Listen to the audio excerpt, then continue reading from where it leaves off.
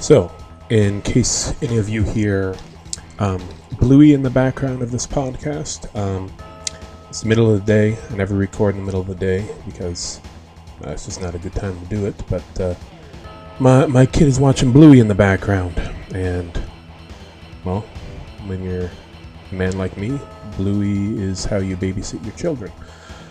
So anyway, today we're going to be talking about emulators and how most people got to play games as a kid that you couldn't afford. So yeah, it's pretty fun. So when I was a kid, I was lucky enough that my brothers were 10 years older than me. So I got all the cool crap that they got to play with. So when I was 5 years old, everyone else in my class that was either an only child or just plain old couldn't afford it, they had maybe one video game a year. When I was 5 years old, I had which would have been 1995, I had my brother's entire NES collection, which would have been it seemed massive back then, but it's probably like 30 to 50 games that they bought through their childhood. And we had a Super Nintendo. Oh, that was a burp. And when I was 6 years old, or six maybe, no, I was 6 years old, we got our Nintendo 64 with Shadows of the Empire. And after that, you got one game a year, in my case, if you were lucky, or in my case, fortunately, my brothers, like I said, they were older, and they had jobs, and when they went out and bought a cool game or rented a game after high school at the local 10 to 10, we called it 10 to 10, the old video store, they would come home, rent a game for the weekend, and you'd be playing it. Some of the best memories I have would have been renting Contra 3 the same weekend we rented Mario 64, so that was a great weekend. And then one day, my brother's friend, he came over and he's like, yeah, man, you want to play Ninja Turtles 3? And I never had Ninja Turtles 3. And I was like, well, no, we don't got Ninja Turtles 3. We got Ninja Turtles 2. And he's like, oh, man, here's Ninja Turtles 3. He said, I brought it over. I was like, okay, well, let's put it in. And I thought he was going to give me the Ninja Turtle game. But no, he came over with a floppy disk. Like, man, that's not Doom. That's not Jazz Jackrabbit. What are you talking about? So he popped that sucker into our computer, Windows 3.1, maybe Windows 95, I can't remember. And I remember the emulator that popped up had like a little monster's hand as the mouse cursor that was kind of bleeding. And he hooked up Ninja Turtles 3. And it was the best day of my life. Now that wiener took the disc back with him. And when I was a kid, I didn't realize that you could copy over games completely from disk. I just knew that, I don't know, I knew how to run a command prompt in DOS, but I didn't know how to actually download something off of the floppy disk, or like the 3.5-inch floppy disk onto my computer. I wasn't quite that tech savvy enough. I knew how to blow into a Nintendo cartridge. That was about as good as I got. So that was the end of that for playing Ninja Turtles 3. Eventually I bought Ninja Turtles 3 and the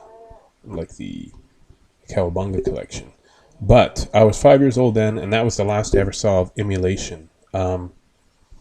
Now, the next time I saw it, it was also one of the greatest days of my life. It was when my uncle died, but that's not why it was great. But he might have been a prick, so maybe it was okay.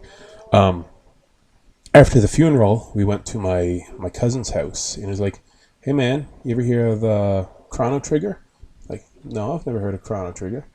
And he opened up his computer and opened up ZSNES. I was like, what is this? And he loaded up every single Super Nintendo game ever made, and I almost shat my pants. Because I was like, oh, what is this? And what's this game? What is hentai? Because he had one of those weird games on there. So we opened up Chrono Trigger, and I played it for like 2 hours. And if you ever played Chrono Trigger, the whole game is like 15 hours long. So 2 hours in Chrono Trigger is actually quite deep into it. and it was just absolutely mind-blowing.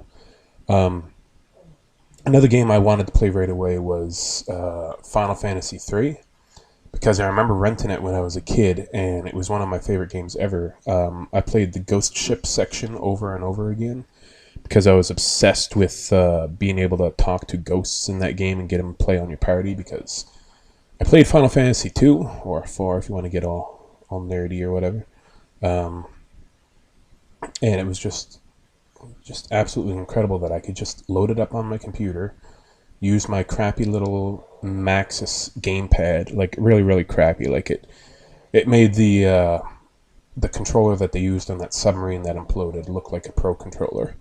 Um, Absolutely incredible day. Um, After that, I would actually wake up at. I learned how to download the emulator, and I did it at home on my dial-up internet connection. I went home and downloaded an emulator.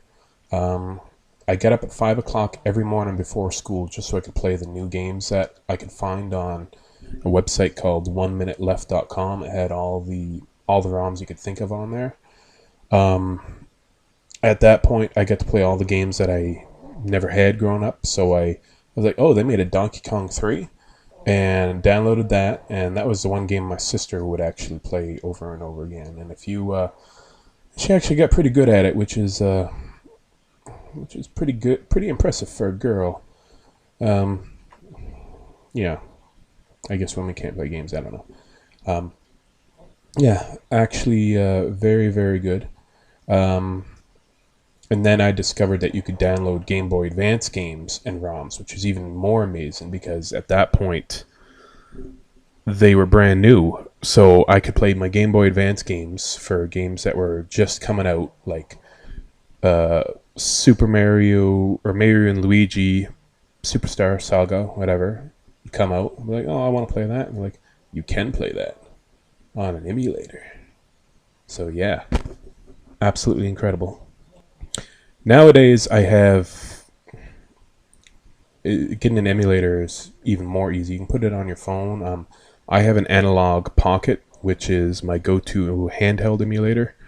Have it for my all my Game Boy Advance games, Game Gear games, Game Boy games, everything else like that.